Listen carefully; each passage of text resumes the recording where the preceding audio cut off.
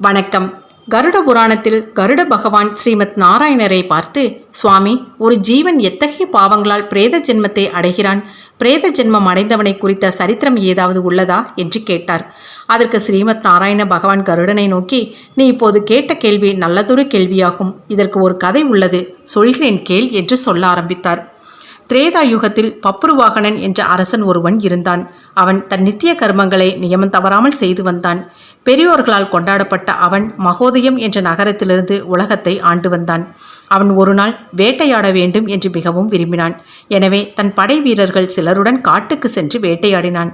அப்போது அவனது பார்வையில் புள்ளிமான் ஒன்று தென்பட்டது. அவன் அந்த மான் மீது அம்பெய்தான். அடிபட்ட அந்த மான் கீழே விழுந்து மீண்டும் எழுந்து ஓடியது. மறுபடியும் அந்த மன்னன் வில்லை வளைத்து அம்பெய்தான். அந்த அம்பும் குறிதவறாமல் அந்த மான் மீதே பாய்ந்தது. அம்பு பாய்ந்த புண்ணிலிருந்து வழிந்து ஒழுகிய இரத்தமானது சிதறியது. அந்த மான் மீண்டும் ஓடி எங்கோ மறைந்தது. அரசன் மானின் உடலிலிருந்து தரையில் விழுந்திருந்த இரத்த சுவடை பின்பற்றி சென்று நெடுதூரம் நடந்து வேறு ஒரு வனத்தை அடைந்தான். அங்கும் அந்த புள்ளிமானை காணாததாலும் வழிநடந்த சோர்வாலும் மிகவும் சோர்வடைந்தான். அரசனுக்கு பசியை விட தாகம் நெஞ்சை வரல செய்தது. அவன் தண்ணீருக்காக அந்த வனம் முழுவதும் ஒரு தடாகத்தை தேடி அலைந்தான். கடைசியில் ஒரு தாமரை பொய்கையை கண்டு அதற்குள் இறங்கி நீராடி தன் புனல் பருக களைப்பு நீங்கினான். குளக்கரையில் இருந்த ஆலமரம் ஒன்றின் அடியில் அமர்ந்து தன்னுடன் வேட்டையாட வந்த தன் பரிஜனங்களின் வருகைக்காக காத்திருந்தான். அவர்கள் அரசனை தேடிக் கொண்டிருந்ததால் அவர்களும் வரவில்லை. நெடுநேரமாயிற்று. அந்தி மங்கியது. இருள் கவிந்தது. அரசனோ அவர்கள் வரும் வரையில் அந்த ஆலமரத்தின் அடியில் அமர்ந்திருந்தான். அப்போது எலும்பும் நரம்பும் தசையும் இல்லாத சரீரமுடையதும் பார்ப்பதற்கு அச்சம் தருவதுமான ஒரு பிரேதம் பல பிரேதங்களோடு அங்குமிங்கும் ஓடுவதையும் பசி தாகத்தோடு வருந்துவதையும் கண்டான். பிரேத ஜென்மம் அடைந்த ஒரு உயிர் பல பிரேதங்களோடு பயங்கரமாக கூச்சலிடுவதைக் கண்ட அரசன் பயமும் அதிர்ச்சியும் வியப்பும் அடைந்தான்.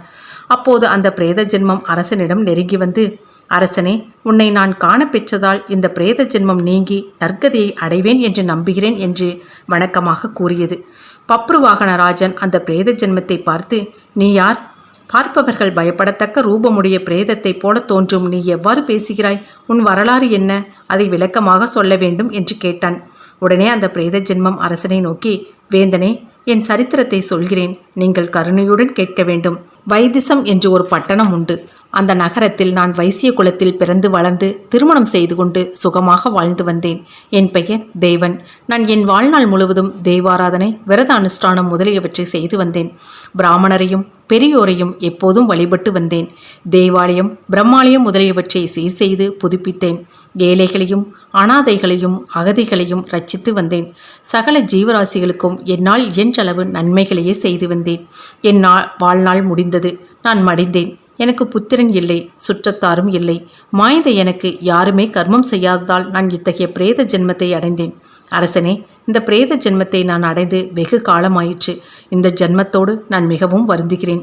இறந்தவனுக்கு செய்ய வேண்டிய சமஸ்காரம், சஞ்சயனம், சோடாட்சம், மாசிகம், சிரார்த்தம் முதலிய சடங்குகளை இறந்தவனின் மகன் அல்லது மற்ற உறவினர்கள் ஒருவருமே செய்யாவிட்டால் இறந்தவன் பிரேத ஜென்மத்தையே அடைவான். அரசனே, உலகத்தை ஆளும் உனக்கு நான் சொல்ல வேண்டுவது எதுவும் இல்லை. நீ குடிமக்களின் காவலன், உறவினன். ஆகையால் அடியேனுக்கு நீயே மாண்டவனுக்கு செய்தற்குரிய கர்மங்களை செய்து இந்த பிரேத ஜென்மத்தை நீக்க வேண்டும். என்னிடம் சிறப்பான நவரத்தினங்களில் சிறந்த ஒரு மாணிக்கம் இருக்கிறது. அதை பாத காணிக்கையாக உனக்கு வழங்குகிறேன். அதை ஏற்றுக்கொள்வாயாக என்று கூறி அந்த ரத்தினத்தை அந்த பிரேத ஜென்மம் அரசனிடம் கொடுத்தது. அரசன் அந்த பிரேத ஜென்மத்தை நோக்கி, பிரேதமே, நான் உனக்கு எப்படி கர்மம் செய்வேன்? அதை நான் எவ்வாறு செய்ய வேண்டும்?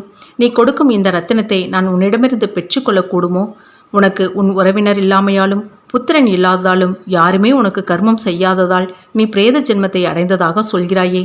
இந்த பிரேத ஜென்மம் எப்படி நீங்கும்? இந்த பிரேத ஜென்மத்தை நீ எவ்வாறு அடைந்தாய்? அவற்றை நீ எனக்கு சொல்ல வேண்டும் என்று கேட்டான்.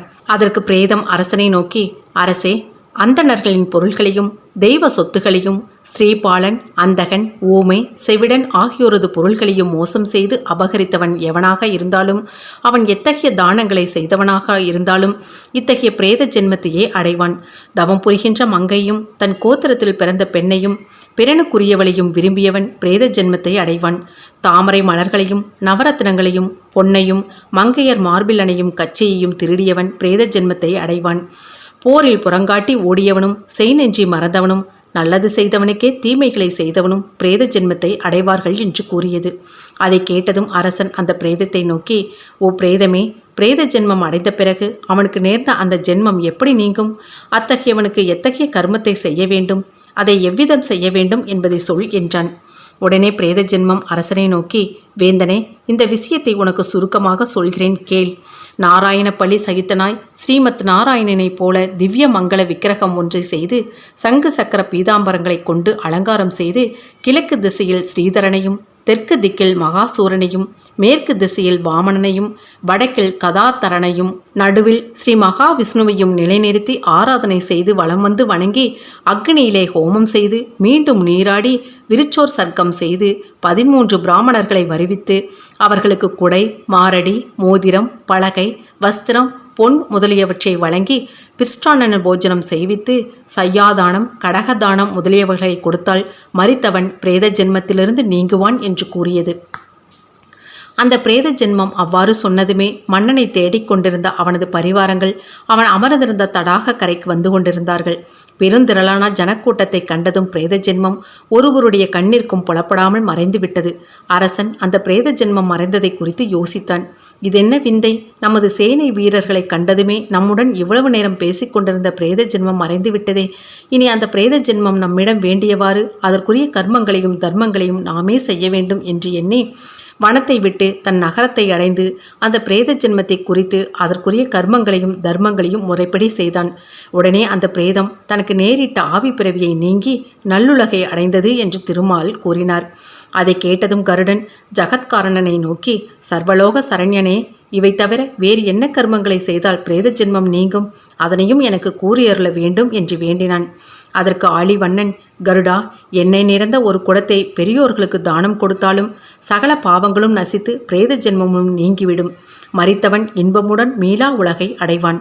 பொன்னால் குடங்கள் செய்து அவற்றில் பாலும் நெய்யும் நிரம்ப வார்த்து திக்கு பாலகரையும் அஜசங்கரையும் சீகரியையும் ஆராதனை செய்து அக்குடங்களை அந்தன்மார்களுக்கு தானம் கொடுப்பது மிகவும் சிறப்புடையதாகும் என்றார்.